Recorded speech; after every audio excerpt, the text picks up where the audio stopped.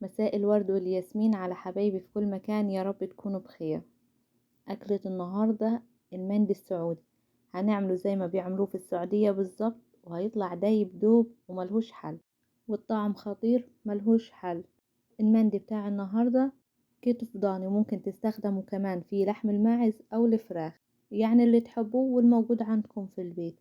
النهاردة طبعا عندي التنور اللي أنا عاملاه في البيت. شغلت فيه خشب كتير وفحم، وشغلت النار حوالي ساعة ساعة ونص لحد ما كل النار والخشب والفحم بتاعي ده اتحول الجمر. بعد ما اتحول الجمر دخلت اتبل الكتف بتاعي. الكتف ده طبعا بوزن كيلو ونص، مش كبير خالص، ده كتف ضاني.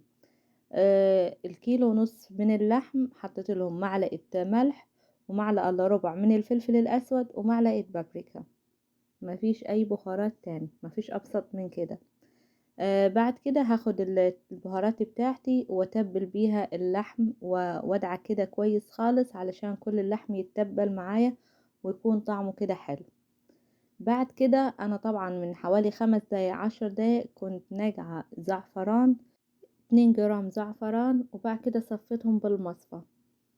هنا خلاص هتبل الكتف زي ما انتوا شايفين، مش هسيب ولا حتة الا لما اتبلها بالبهارات. اللحم المندي مش عايز بهارات كتير، يعني ممكن نستكفي كمان بالملح والفلفل بس، مش لازم تحطوا بابريكا. واللي مش متاح عنده الزعفران ممكن يستبدل الزعفران بالكركم. طبعا الزعفران ريحته خطيرة، وكمان في نفس الوقت بيدي اللون للحم. بس زي ما قلت لكم مش موجود عندكم الزعفران، يعني مش هنوقف، هنعمل بالكركم عادي خالص. هنا ده الزعفران بعد ما صفيته برضو بدعك بيه اللحم كويس خالص خالص، ما بسيبش ولا حتة الا لما ادعكها كويس خالص بالزعفران. طبعا هنا بيدي الزعفران بيدي لون خطير للحمة، بيديها لون تحفة. بعد كده هغلفها بالفويل وورق الزبدة. ممكن تحطوها على الشبكة من غير ما تغلفوها، دي حرية شخصية.